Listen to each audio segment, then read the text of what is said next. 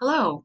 Today we will be investigating the power that nonverbal communication has as it relates to four different still photos that I have selected. We will look at each photo through the lens of a person's facial expression, body posture, gestures, eye contact, and their physical space. I will share the story I see reflected through the photos as we go. So here we have a photo of a man whose facial expression seems pretty straightforward. He seems to be smiling and happy. His body movement and posture seems to be open, and he's touching his head. His gesture is one of tipping his hat. His eye contact doesn't seem to be really focused on one thing or one person. His physical space is he's surrounded by people. And this first photo tells me that this man has traveled a really long way. He feels grateful to have finally made his destination, and he really looks forward to the adventure that he's about to embark on. He shows humility in the way that he's tipping his hat and sort of touching his head at the same time. I get the feeling he isn't trusted, and this is because of the man's demeanor in the lower right hand corner of the photo. The main subject only wants to help people, but he also understands the importance of earning people's trust first. This man seems to have traveled a very long way to get here, but he also understands he must travel much further if he's to reach his true goals. Here's photo number 2. This man's facial expressions seem stoic and vacant at the same time. His body movement and posture, he's seated and stern. Gesture is just simply still. Eye contact, he's very direct and focused. His physical space, he seems like he's inside of a building and he is alone besides the photographer taking the photo. This man seems like an important man because of the star that he has hanging on his pocket.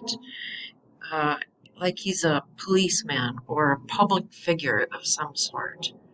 And I think that the fear that I perceive is because of how racist the world was at the time that this photo was taken.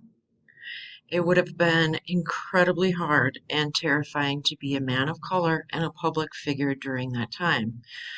I think he's proud of his honorable position in society, but regretful having had his photo taken, and perhaps that photo could end up in a newspaper.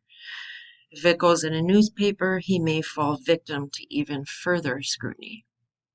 The woman in the third picture I have selected seems to be discontented, unhappy, and extremely tired.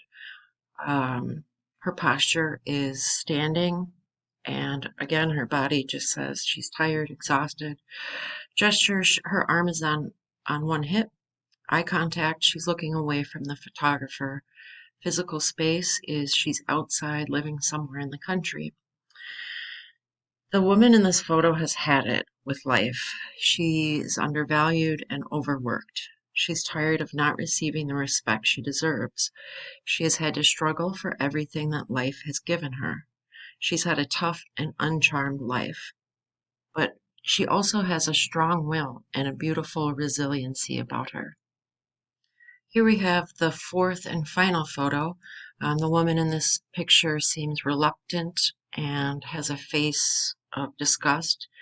Her posture is closed off and distrusting. Her arms are crossed. Her eye contact is very direct. Her physical space is she's surrounded by family or people she's emotionally close to. This photo was and is upsetting for me to look at. Somehow, the woman in this photo has been hurt really, really badly, physically and emotionally. You can tell by the way she's holding herself and the look of hatred on her face.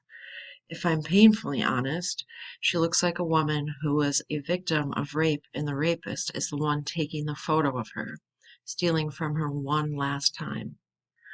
I don't trust the woman who is to the right in the image.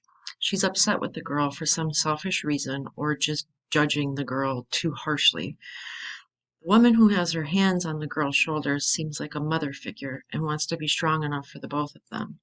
And no matter what, the mother figure is proud of the girl and loves her unconditionally.